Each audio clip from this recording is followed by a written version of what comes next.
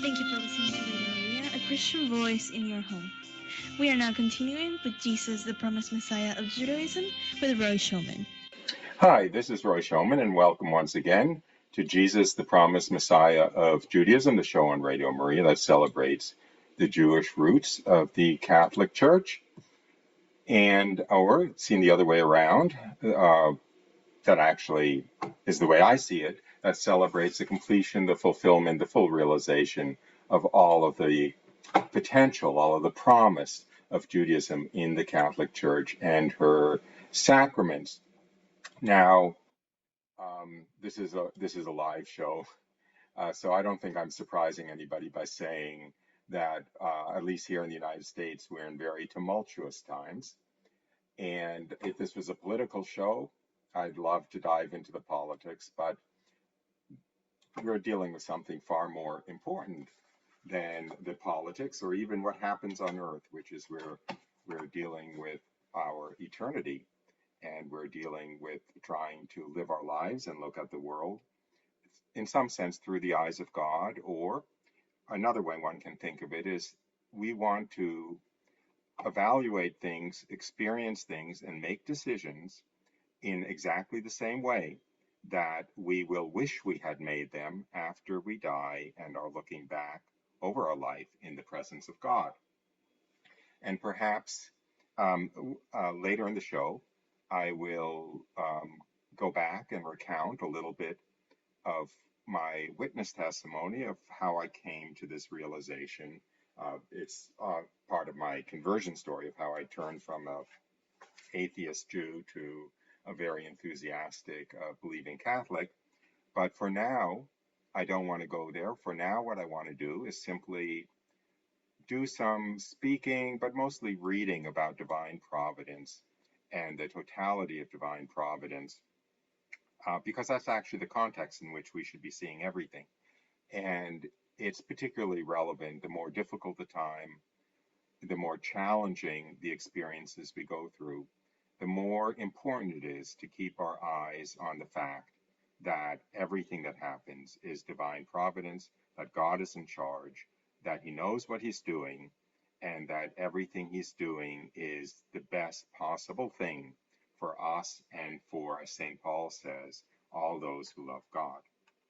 So in order to do that, what I will be doing is I will be reading from an excellent book. I can't recommend it too strongly. I believe it's from the 18th century or so. Perhaps I can quickly see. Originally published in 1887, so it's from the late 19th century. And it is called Abandonment or Absolute Surrender to Divine Providence. And it's by Father Jean-Pierre de Caussade. That's Caussade. Now, I know I've read from this book before on the show, and I've also talked a lot about divine providence before on the show. So you don't need my blessing to change the channel, but you certainly have my blessing to change the channel, because there may well be some repetition between what I read today and what I read in the past. And also along the same lines, this is a live call-in show. And so if you wish to call with a comment or a question, you're more than welcome to do so. I hope I will be able to figure out how to keep an eye on the call screen. If not, I'll rely on the studio to let me know that I have a call. Anyway, so let me begin with some reading from, as I said, Abandonment to Divine Providence by Father de Caussade. The very first principle, very, very important. Nothing is done, nothing happens, either in the material or in the moral world, which God has not foreseen from all eternity, and which he has not willed or at least permitted. God can will nothing, he can permit nothing, but in the view of the end he proposed to himself in creating the world, that is, in view of his glory and the glory of the man God, Jesus Christ, his only Son.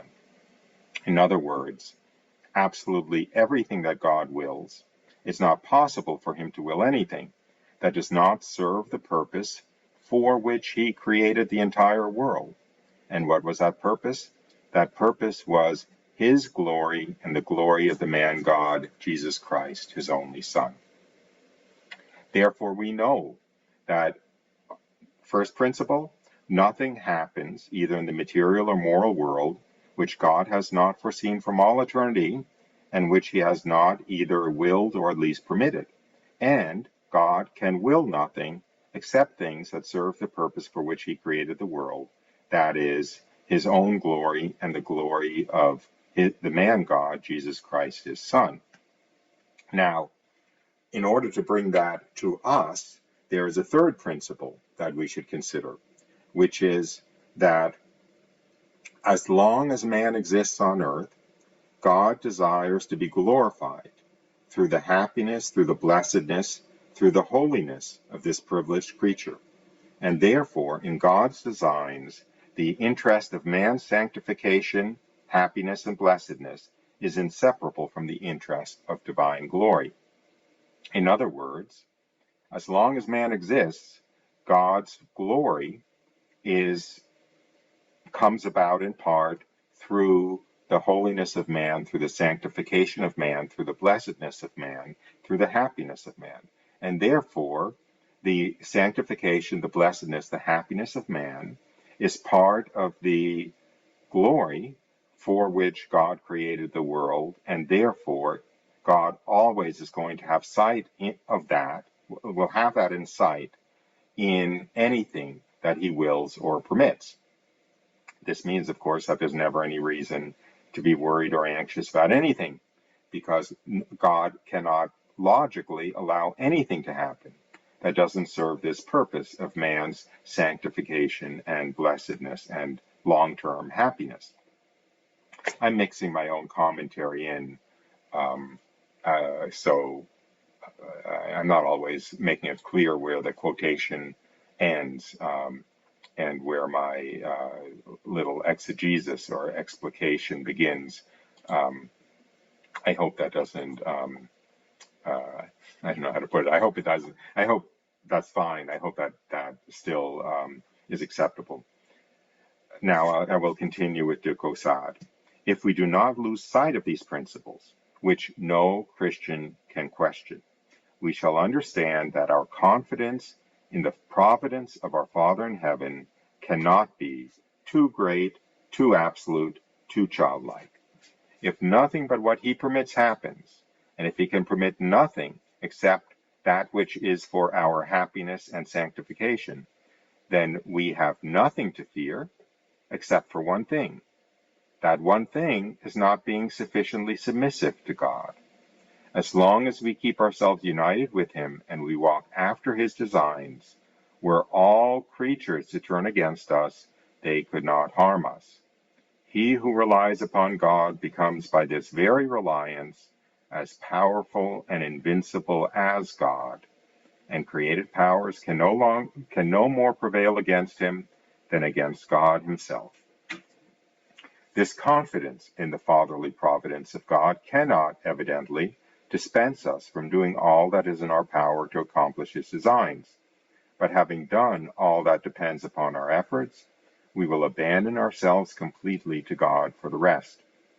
This abandonment should extend, in fact, to everything, to the past, to the present, to the future, to the body and all its conditions, to the soul and all its miseries, as well as all its qualities, to blessings, to afflictions, to the goodwill of men, and to their malice, to the vicissitudes of the material and the revolutions of the moral world, to life and to death, to time and eternity.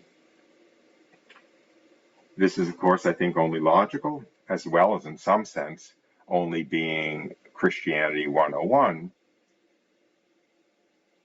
In order to be worried about anything or anxious about anything, we have to think it's outside of God's control, or that God doesn't have our interests in heart, that God is not good, that God does not love us.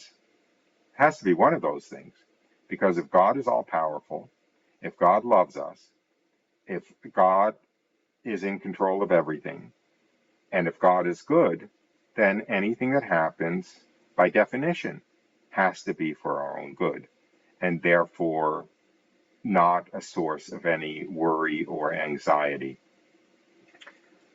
Again, as St. Paul said, all things work together for the good for those who love God.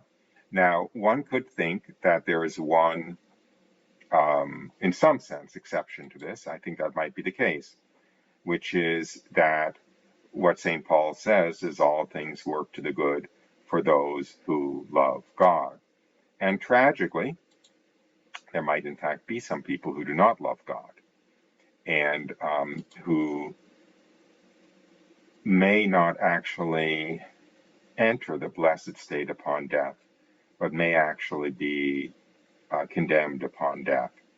And I think that logically one has to acknowledge that there's a reason why St. Paul says all things work to the good for those who love God, and not all things work to the good for all human beings. Because one has to leave a kind of a trapdoor open, a kind of a hatch open for the fact that the possibility, the very real possibility, one could say the probability, one could even say the certainty, depending on the refinement of one's theology, is that some souls may not be saved. And that produces a little bit of an exception to all things working for the good, because we don't want to be one of those souls. Anyway, I don't want to get morbid. Let me continue with the good news, which is why there is never any reason to be anxious about anything. And that even includes what's going on in Washington, D.C. That even includes what our political future holds. That even includes the state of freedom that we will find ourselves in, or the state of freedom that we will find the Catholic Church in, and so forth and so on, since God's sovereignty is over everything, and God's power is over everything. God's wisdom is over everything. You know, there's nothing in the shadows. There's nothing that's outside of divine providence. Now, just continuing. The divine action is everywhere and always present, although visible only to the eye of faith. This is a really important point, actually, even though it's just a subtitle, which is we have to work on having the eyes of faith. We have to work on maintaining our confidence in divine providence, surrendering to divine providence. There is a very beautiful novena. I believe it's called the Surrender Novena. Dolindo, I believe, Father Dolindo, Dolindo. Being a novena, it's of course five prayers. And if you're not familiar with it, I cannot recommend it too highly, because it is a very, very beautiful, I believe it's revealed by Jesus to Father Dolindo, but in any case, it's a very beautiful sequence of prayers in order to remind oneself of the silliness of not surrendering to divine providence. And also it's actually, there's another dimension to it, which is Jesus told St. Faustina in her diary that the only limit to the grace that he gives people is their lack of confidence in him. That's why underneath the image of divine mercy was to be written, Jesus, I trust in you. The more we trust in Jesus, the more he's able to do for us. Anyway, back to Father de Caussade. All creatures are living in the hand of God. The senses perceive only the action of the creature, but faith sees divine action in all things. Faith realizes that Jesus Christ lives in all things and works through all ages, that the least moment and the smallest atom contain a portion of this hidden life, this mysterious action. The instrumentality of creatures is a veil which covers the profound mysteries of the divine action. The apparition of Jesus to his apostles after his resurrection surprised them. He presented himself to them under forms which disguised him, And as soon as he manifested himself, he disappeared. This same Jesus, who is ever living and laboring for us, still surprises souls whose faith is not sufficiently lively to discern him. Now, this paragraph introduces a related issue. It's actually a component of this issue of divine providence, which is one of the harder things to focus on, which is divine providence doesn't only extend to what comes to meet us from the natural world, so to speak, whether it rains or whether it's sunny or whether we're sick or whether we're well, or whether there's an earthquake or a tidal wave or not an earthquake or a tidal wave. Divine providence even extends to what other people around us do to us. I know that's very difficult to wrap one's mind around because that person has free will. And therefore, let's take an example. Let's say that you're walking down the street one night and somebody hits you over the head with a club and mugs you and robs you. Now, God did not want that person to sin. God did not want that person to be a mugger. The sin was not part of what God wanted. But the circumstance, from your perspective, from our perspective, the circumstance of that having happened to us was divine providence, was within God's ordaining or permissive will. In other words, that having happened to us is part of the all things that work together for the good of those who love God. If divine providence didn't extend to the free will actions of others, divine providence wouldn't be worth very much, because let's face it, 99.9% of our trials in life, of our challenges in life, even of our pleasures in life, come from the hands of other people. And by definition, those people have free will. So, continuing. Okay, I think I'm still on the air. Continuing. There's no moment when God is not present with us under the appearance of some obligation or some duty. All that is effected within us, about us, and through us involves and hides his divine action. It is veritably present, though in an invisible manner, therefore we do not discern it, and only recognize its workings when it has ceased to act. Could we pierce the veil which obscures it, and were we vigilant and attentive, God would unceasingly reveal himself to us, and we would recognize his action in all that befell us. At every event we would exclaim, Dominus est, it is the Lord.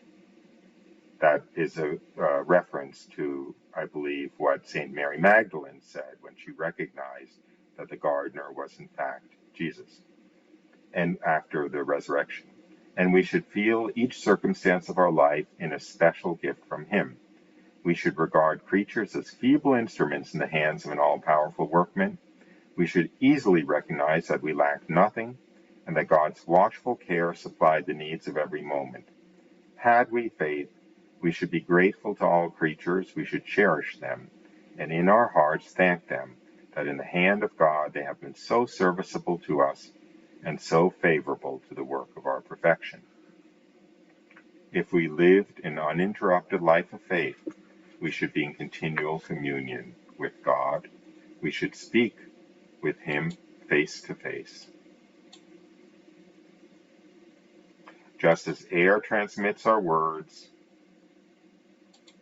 and just as the air transmits our words and thoughts, so would all that we are called to do and suffer transmit to us the words and thoughts of God. All that came to us would be but the embodiment of his word. It would be exteriorly manifested in all things. We should find everything holy and profitable. The glory of God makes this the state of the blessed in heaven, and faith would make it ours on earth. There would only be the difference of means.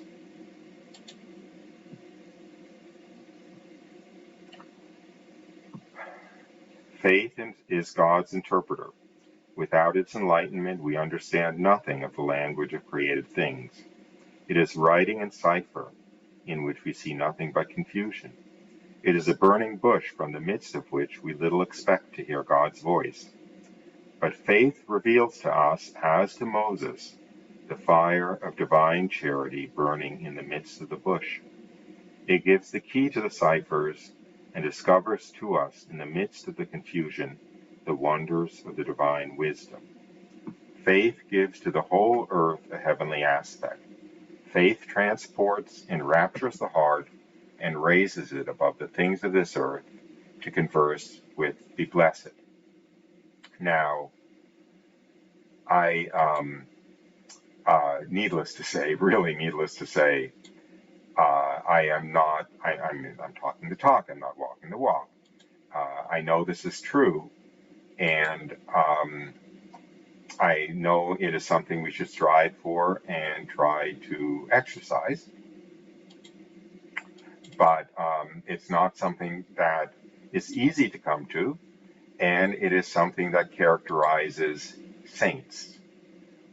And therefore, for instance, I want to interrupt myself with a little illustration, which never ceases to astonish me, which is St. Maximilian Kolbe. I think many of you know who he was. He was a great saint of the 20th century. He died at Auschwitz. He started the largest monastery, I believe, in Europe. It was in Poland, Niepokalanów. It had over 600 monks. He started it from scratch, built it up from scratch. The Nazis invaded Poland, and at one point, he returned to his monastery to find it smashed to the ground. Here, he had laboriously built up. It takes a lot of space to house 600 monks, and they also had a farm. They also had, a source of income, and they printed the largest newspaper, I believe, circulation periodical in Europe. And they had printing presses galore and so forth to do that.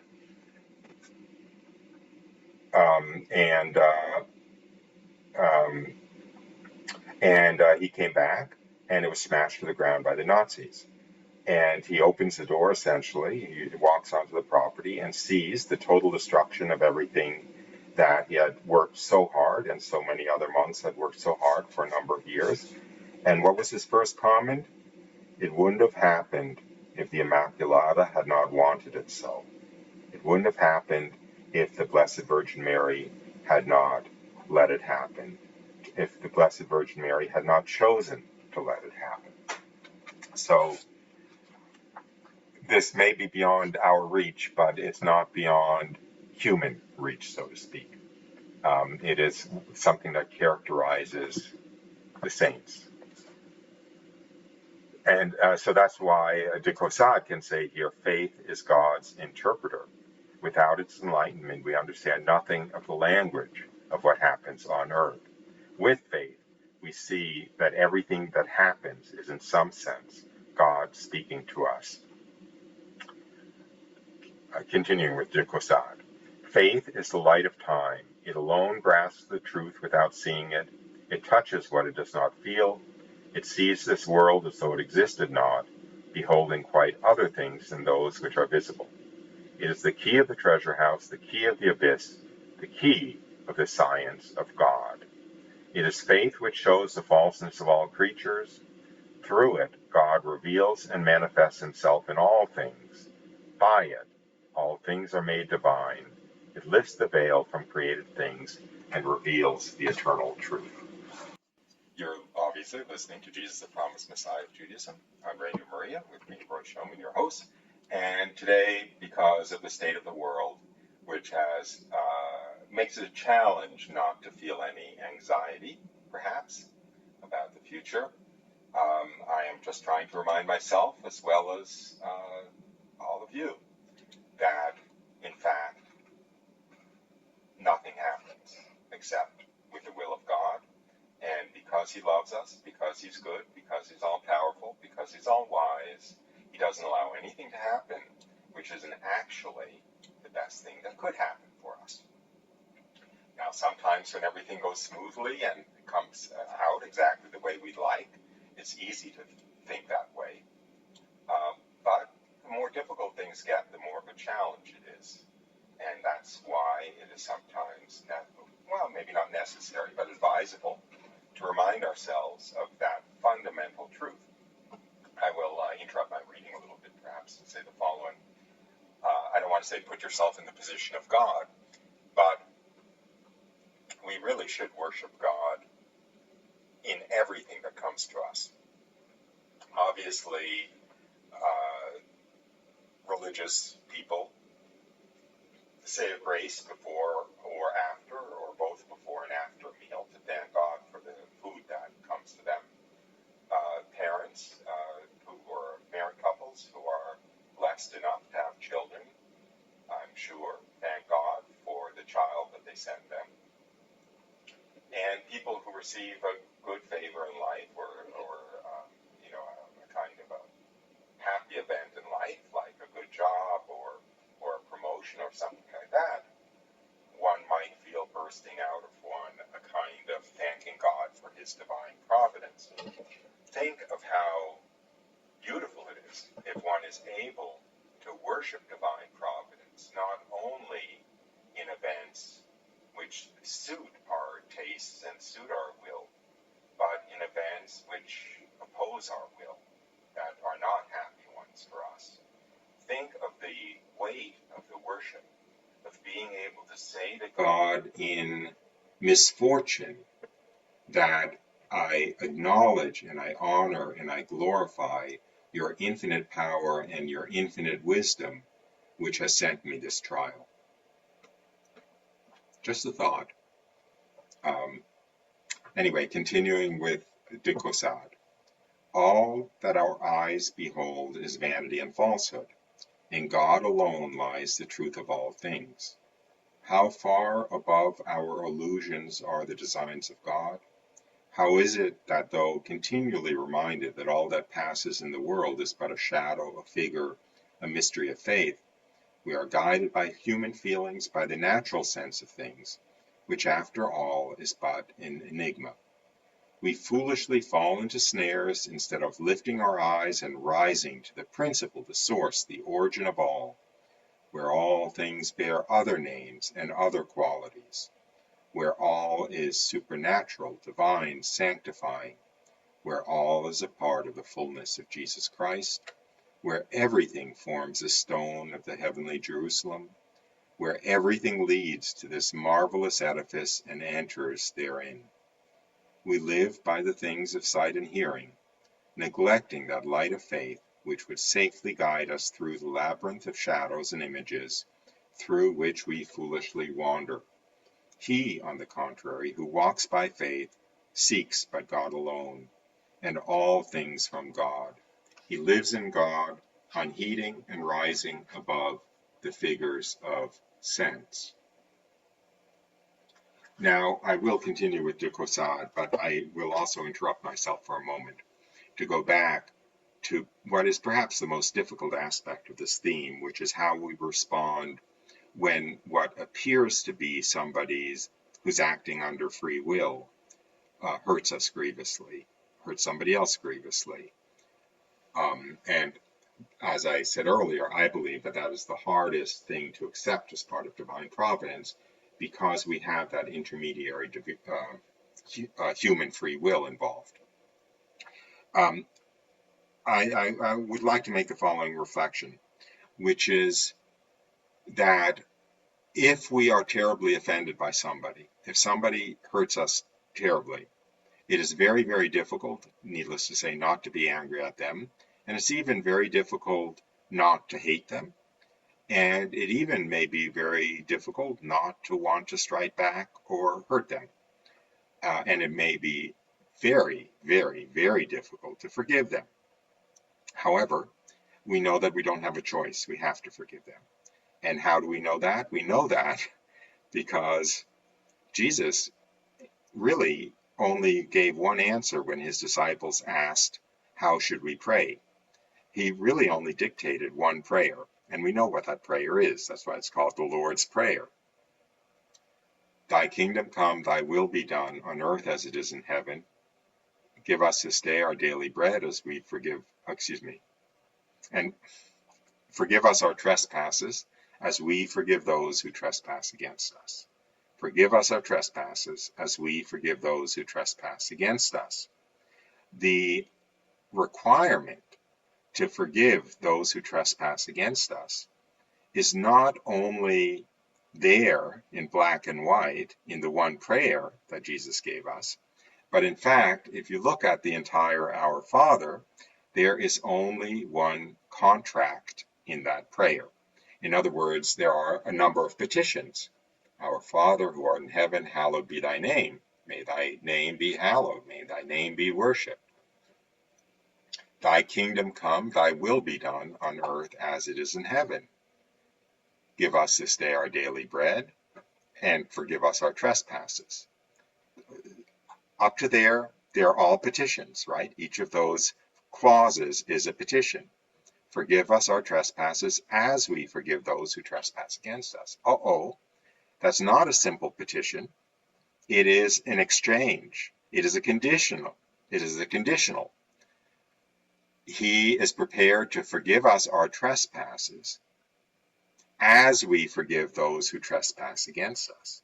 If we're not willing to forgive those who trespass against us, it's not clear that he's willing to forgive us our trespasses against him. And if the words of the Our Father are a little bit too veiled or ambiguous for that to be clear, we have the parable, that beautiful parable that Jesus gave us, right? Of the servant who owed his master an enormous sum that he could never repay. Think of it as $500 million. And he fell on his knees and he begged his master to forgive him the debt. And the master forgave him the debt. And then as he was walking away, that servant passed another servant who owed him $50. And the other servant who owed him $50 said, "Oh, please give me more time. I don't have the money to pay you back right now." And the first servant said, "No, I won't. You better give me the money right now." And of course, when the master heard about it, he no longer forgave him the $500 million debt. And the message of this parable is very clear. We offend God a million times more than anyone could offend us, because God is all good. God is all good. He deserves absolutely everything. So any offense against God is much, much, much weightier than any offense against us could possibly be. The only thing we have to do to be forgiven this infinite debt, an infinite debt, by the way, which required the passion and death of Christ on the cross to be repaid, the only way we could possibly recompense God for having forgiven us our personal debt of sin is by forgiving others their debts to us. Now, as I said, this isn't very simple. This isn't easy. This doesn't come naturally. So there's a trick to it. And this trick comes from the Desert Fathers. And here is how it goes.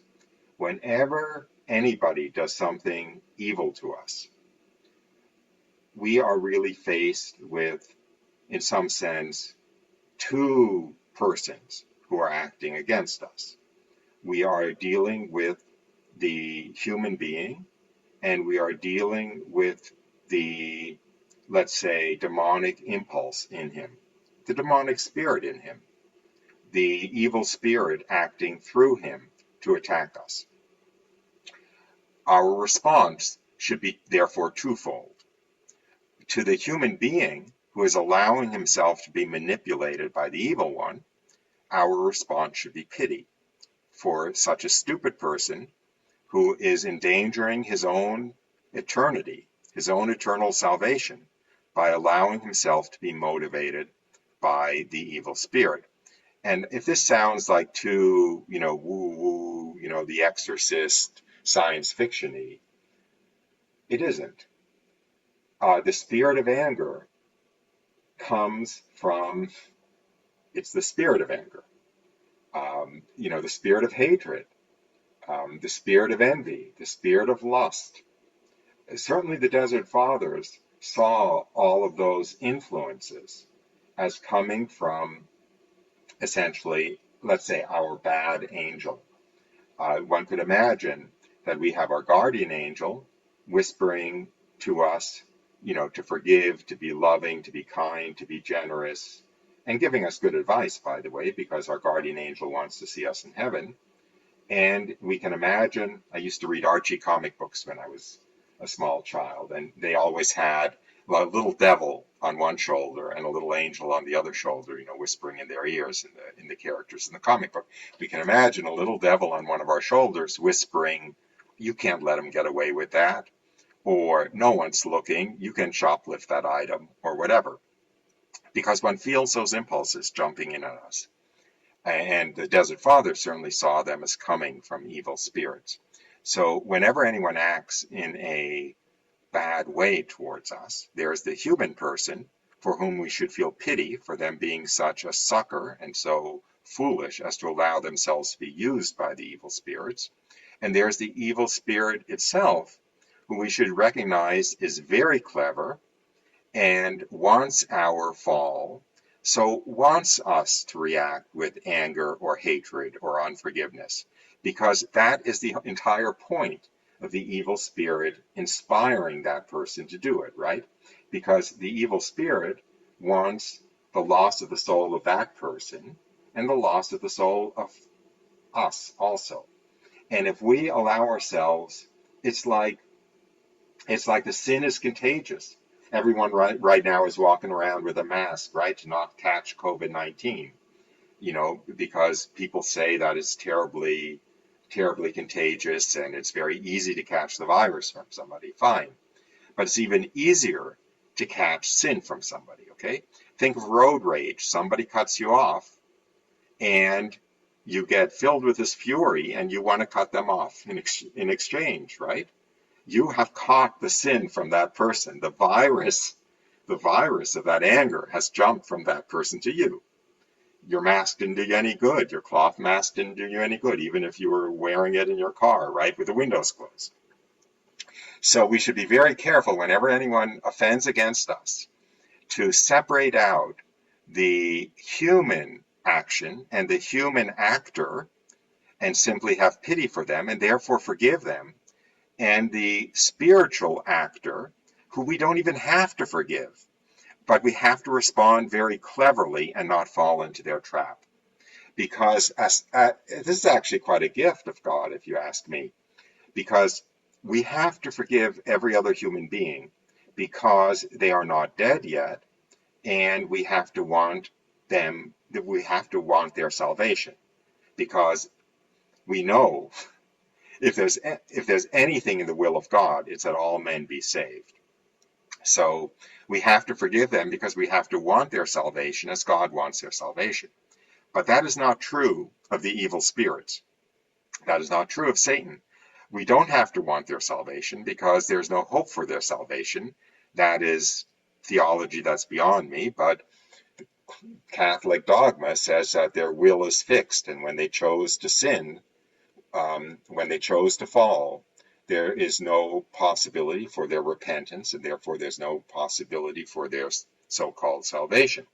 So we are free to unleash our hatred, so to speak, against the evil spirits who want the damnation of mankind.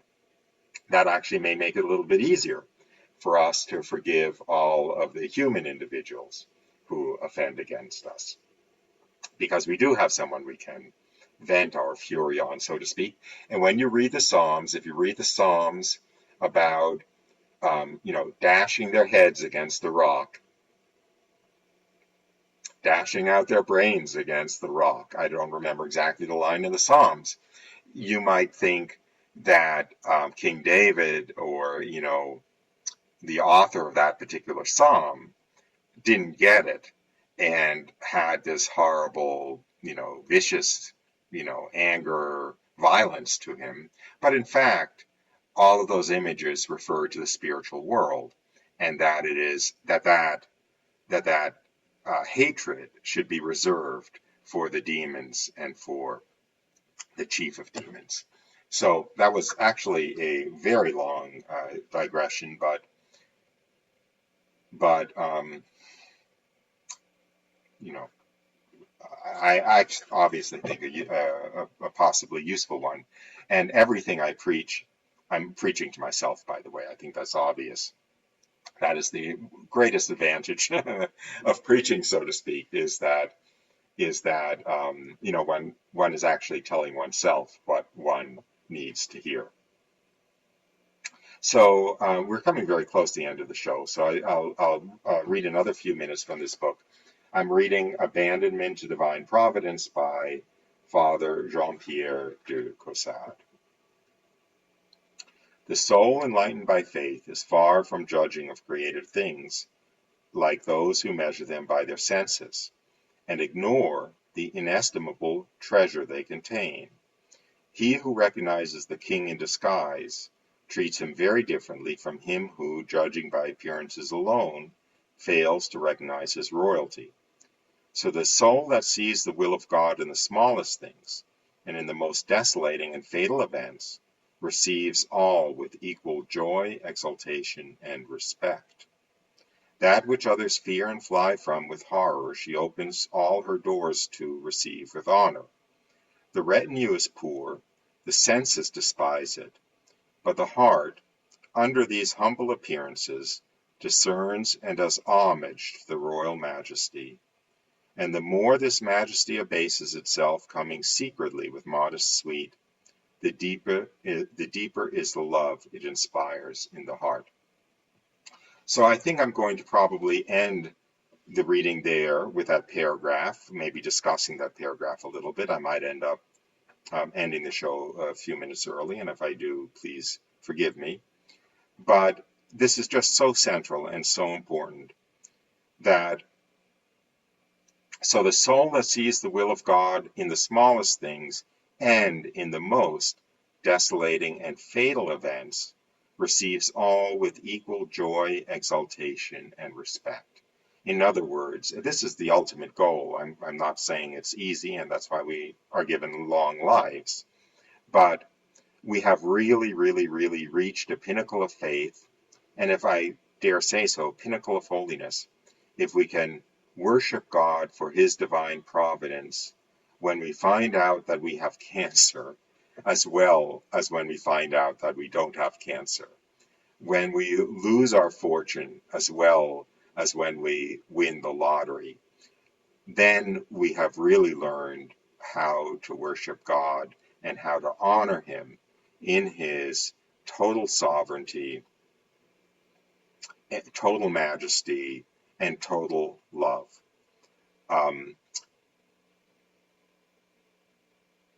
Okay, so I mean, look, this is basically, in some senses, Christianity 101, even though one perhaps doesn't dwell on it enough. But I cheated.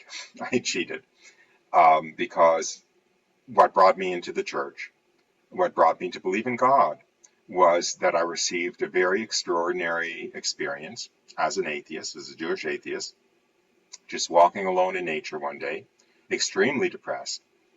And from one moment to the next, I found myself in the presence of God, very knowingly in the presence of God, and seeing and understanding my life as I would see and understand it when I look back over my life from after death in the presence of God. So I received that extraordinary gift. I was an atheist at the time. I didn't even believe God existed. Of course, I had to believe that God existed when I found myself in his presence and was in the state of kind of mental communion with him. But I saw that the two greatest things that I would regret after I died would be, number one, all of the time and energy I had wasted. I should say the three greatest things. Number one, all of the time and energy I had wasted worrying about not being loved, when every moment of my existence I was held in an ocean of love, greater than I ever imagined could exist, coming from this all-knowing, all-loving God. The second great regret I would have would be every hour I had wasted doing nothing of value in the eyes of heaven, because I saw that everything we do on earth that has value in the eyes of heaven, we will be rewarded for all of eternity. And in my selfishness, in my mercantileness, you could say, I saw what a terrible, terrible, terrible waste it was to let an hour go by and not accumulate more golden treasure for heaven, essentially, for all eternity. We'll be enjoying that little extra gold coin for all eternity.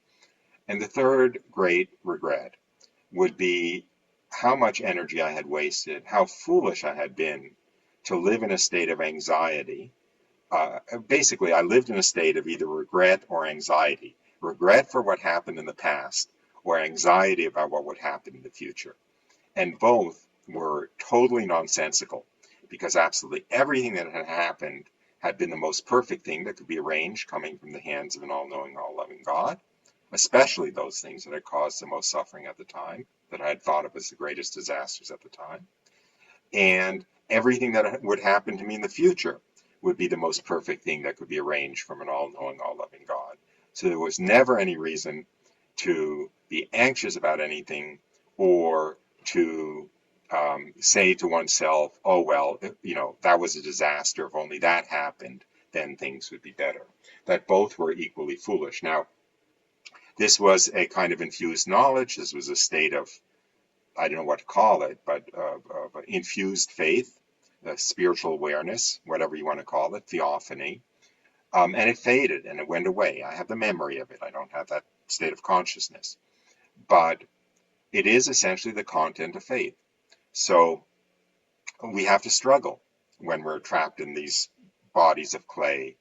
It takes an effort to see things with the eyes of faith. But I hope today's show has been a little bit of a prod in that direction. And with that, I've come pretty much to the end of the hour. So I want to say thank you for listening. Thank you for bearing with me. You've been listening to Jesus, the Promised Messiah of Judaism on Radio Maria with me, your host, Roy Showman. And I hope you join us again next week, same place, same time. And it's time to say bye for now.